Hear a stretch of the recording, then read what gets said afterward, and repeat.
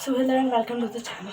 In this video we are doing unification of Italy. पिछली videos में हमने unification of Germany की है और यूनिफिकेशन ऑफ ब्रिटेन भी किया है, ठीक है। और इस वीडियो के दौरान हम करने जा रहे हैं यूनिफिकेशन ऑफ इटली, ठीक है।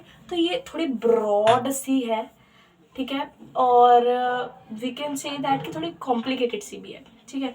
तो यहाँ पे मैंने वो मेन पॉइंट लिखे हैं जो अगर आपको 5 मार्क्स का क्वेश्चन आ जाए तब आप ये पॉइंट लिख सकते हो। बट कहीं ना कहीं इसके अंदर कुछ कमियां हैं जो कि मैं आपको लास्ट में बताऊंगी। कमियां क्योंकि इसके अंदर 3 बंदे जो है जो यूनिफिकेशन ऑफ इटली के लिए सबसे ज़्यादा मोस्ट अप्रोप्रिएट बंदे थे। पहला था गिसेप मैज़नी, दूसरा था कैमिलो कैवर और तीसरा थे गैरिबाल्डी मार्च, ठीक है।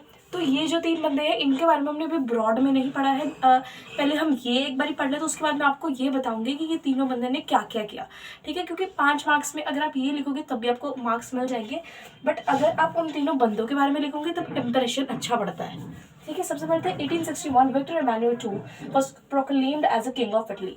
तो 1861 में विक्टर इमैनुअल II जो है उन्हें इटली का किंग बोला गया था।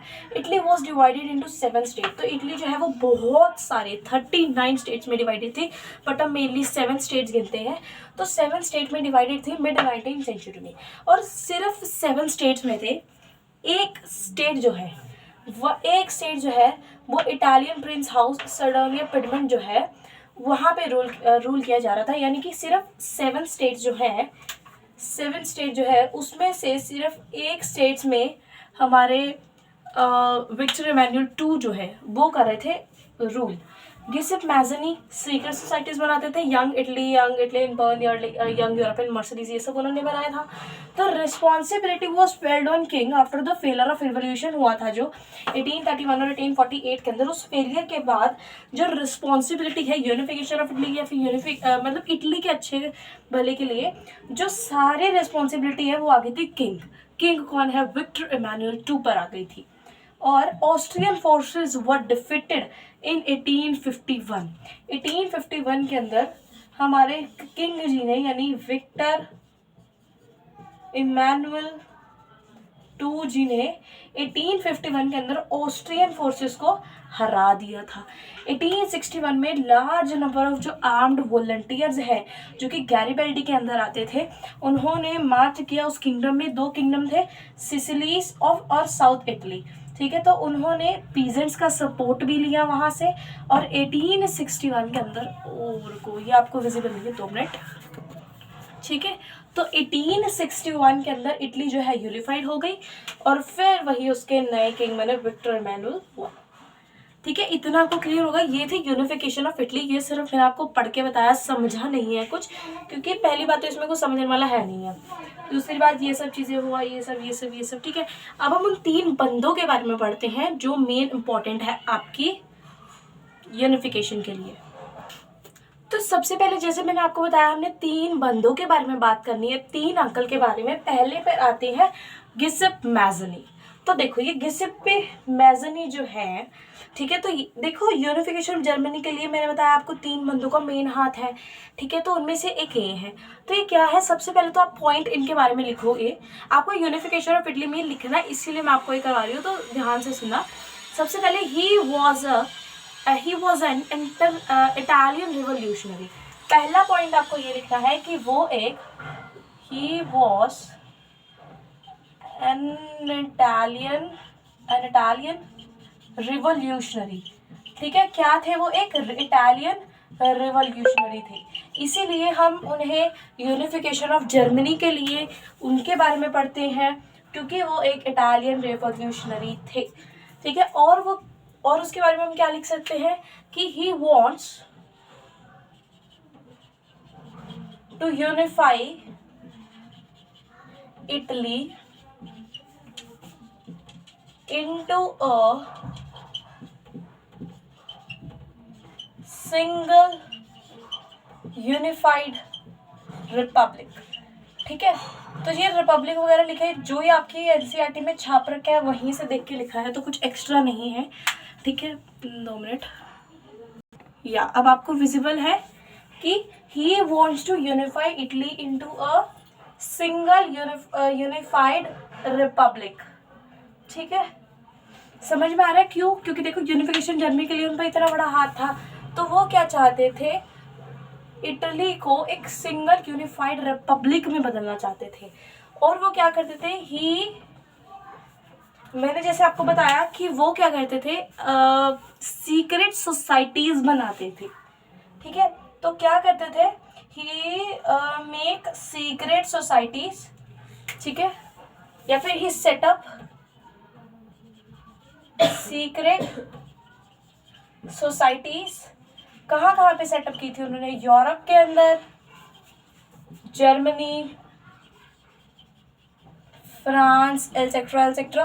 तो बहुत सारी जगह पे उन्होंने सीक्रेट सोसाइटीज बनाई थी। ठीक है, और वो क्या करते थे, मैजनी, ठीक है, क्या थे वो, ओपोजिशन करते थे मोनार्की को। ठीक है, Mazzini was totally against monarchy. तो उन्हें मोनार्की बिल्कुल पसंद नहीं थी।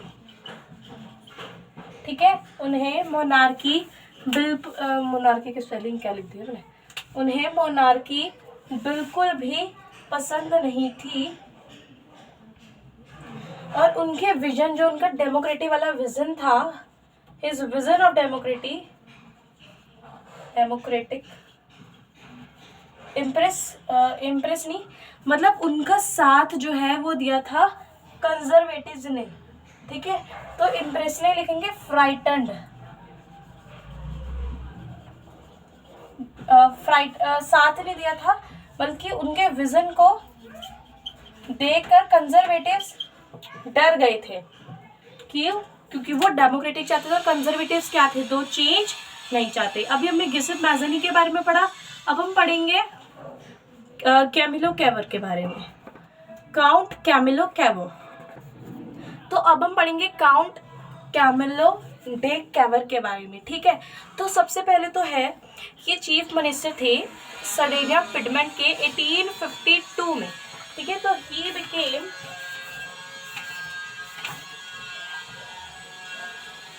द चीफ मिनिस्टर ऑफ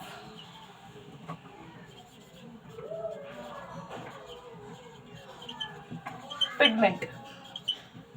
किस ईयर में बने थे? 1852 में he became the chief minister of Sardinia Piedmont. ठीक है, क्या चाहते थे वो? इटली को ऑस्ट्रेलिया से अलग करना चाहते थे। He wants the emancipation of Italy from Austria. इसीलिए हमने अभी पढ़ा है कि यूनिफिकेशन ऑफ इटली के अंदर उन्होंने ऑस्ट्रियन फोर्सेस को हराया था काउंट कैमिलो कैवर ने। तो यहाँ पे वही है, he wants the emancipation of Italy. Italy की इमेंसिफिकेशन चाहते थे, किससे? ऑस्ट्रिया से, फ्रॉम ऑस्ट्रिया। ठीक है, इसलिए हमने देखा वो ऑस्ट्रियन फोर्सेस से लड़े भी थे। तीसरा है, he was neither a revolutionary nor a democratic. बहुत इंपॉर्टेंट पॉइंट है ये काउंट डे कैमिलो कैवर के लिए, कि वो ना ही कोई रेवोल्यूशनरी थे, जैसे हमने देखा गिसेप मैज़नी रेवोल्यूशनरी थे, ना वो रेवोल्यूशनरी थे, ना वो डेमोक्रेटिक थे, फिर भी he was known as the real maker of Italy. उन्हें इटली का रियल मेकर बोला जाता था। तो 2x पे कर लो, he was neither a revolutionary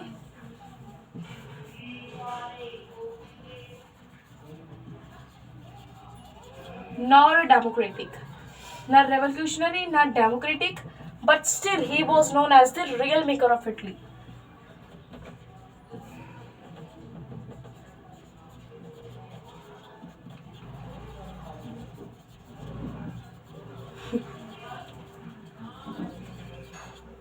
उन्हें इटली का रियल मेकर बोला जाता था। ये चीज क्लियर होगी। और उन्होंने ऑस्ट्रियन फोर्सेस को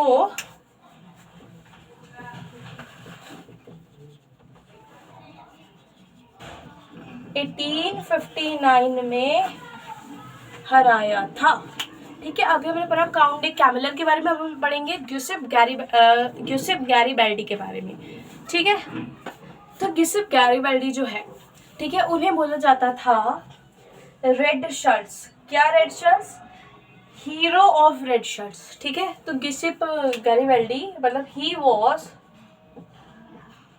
known as the hero of, वैसे मेरी राइटिंग बहुत अच्छी है यार, रेड शर्ट्स, बट स्टिल, तो उन्हें रेड शर्ट्स का किसे, गिउसेप गैरीबल्डी को रेड शर्ट्स का हीरो कहा जाता था।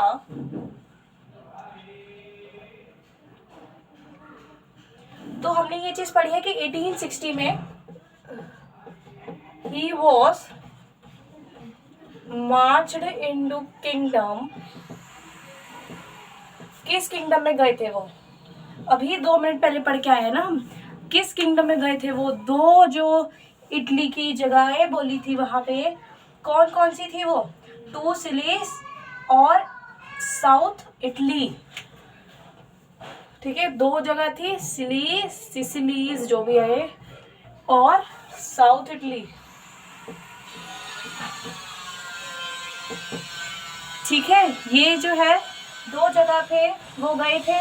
ठीक है, और उनको लोकल पीजेंट्स से, he also get support from local peasants also, उन्हें लोकल पीजेंट्स से सपोर्ट मिली थी और इसी वजह से जीते भी थे वो, राइट, स्पेनिश रूलर्स से। ठीक है, तो thank you so much for watching the video till and अगर आपने देखी है। और यहाँ पर हमने 3 जो मेन हीरोज़ हैं यूनिफिकेशन ऑफ इटली के लिए वो हमने पढ़ी है। पिछली वीडियो में हमने unification of Germany, unification of Britain cover कर लिया है, वो भी देख लेना। और bye, tata, see you, bye.